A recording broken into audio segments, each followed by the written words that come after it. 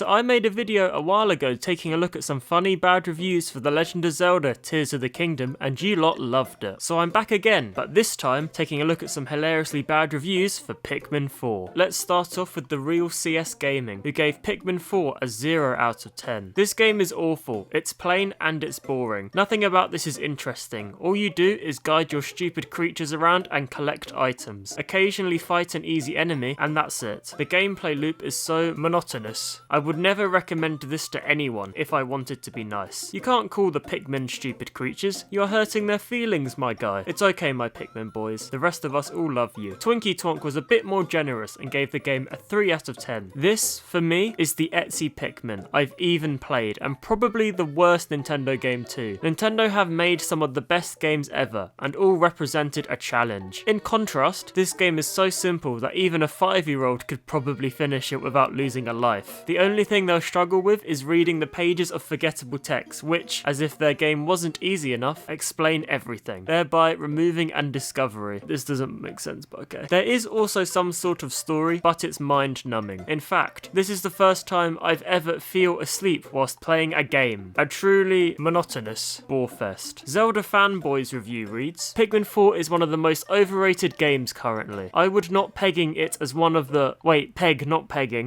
I would not peg it as one of the best, not even one bit, unfortunately. I would say it is too easy, too simple, and too childish. 0 out of 10. Damn it, I'm thinking about pegging now. FFP dropped a review which reads, in an attempt to make Pikmin 4 a good entry title for people who might experience this franchise for the first time, Nintendo forgot that there are fans following the series since the first title. This game feels like on training wheels 80% of the time, and you cannot disable baby mode in this one. Almost like Miyamoto saw kids trying to play Pikmin 2 and thought, we might have to make this baby-proof. Pikmin limit in the overworld, Pikmin type limit, Pikmin task limit. The game stops you from putting more Pikmins that needed for a task, with an auto-stop feature that annoys the Dandori experience a lot. Tutorials are never ending, the corpse never shut the F up, Ochi is getting hurt, pluck your Pikmins, gather Pikmin, annoying AF. The auto-lock is a good addition for newcomers, but you cannot, for the sake of whatever Miyamoto smoked, you cannot toggle off any of this baby mode features. I agree that a game should be made and tailored for newcomers and old fans, but give the people who make your game successful a chance to experience this without baby mode activated. I will say that one of the common complaints I've heard from people about Pikmin 4 is that it is a fairly easy game, especially when you compare it to the older Pikmin games. I'm looking right at you, Pikmin 2. But I think it is a good thing that we have a Pikmin game that is easily accessible to new players, as it helps increase the Pikmin fan base. And Pikmin 4 does ramp up in difficulty post-credits, so if you are a veteran Pikmin player, you will get your fulfill of challenging Pikmin gameplay within this game. So while I agree with some of the points brought up in this review, I wouldn't give the game a 1 out of 10 score. That's like a barely functional game.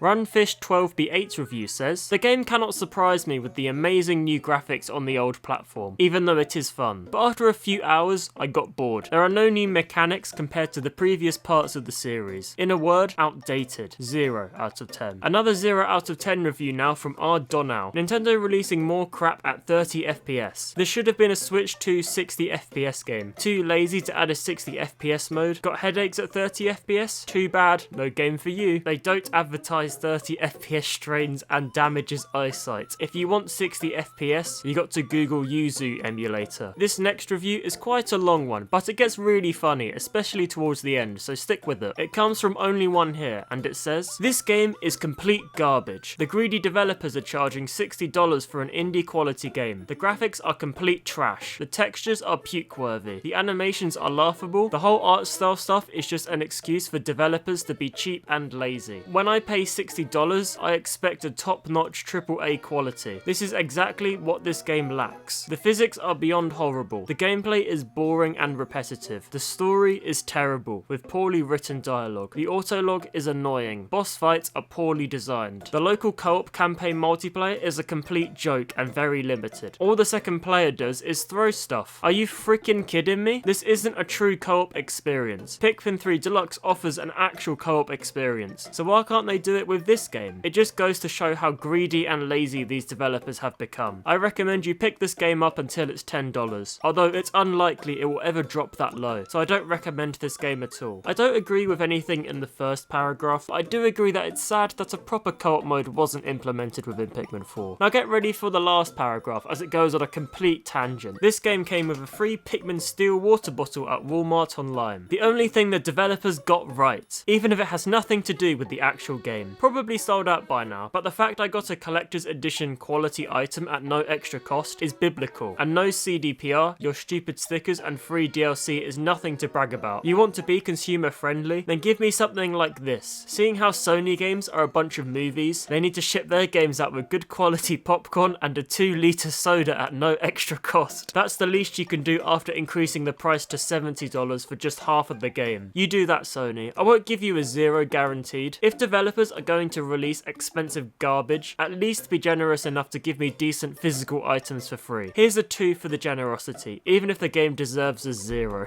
So let me get this straight. You gave the game a 2 out of 10 because it came with a free steel water bottle. And if it didn't come with that, the game would have been a 0 out of 10? F me, man. I don't understand some people. Our final review comes from Allegita. Very easy, like a baby game. Overrated. I'm selling my video game on Marketplace. 0 out of 10. Well, there you go. That was 8 hilariously bad reviews for Pikmin 4. But if you want to know what my thoughts on Pikmin 4 are, then you're going to have to watch this video to find out.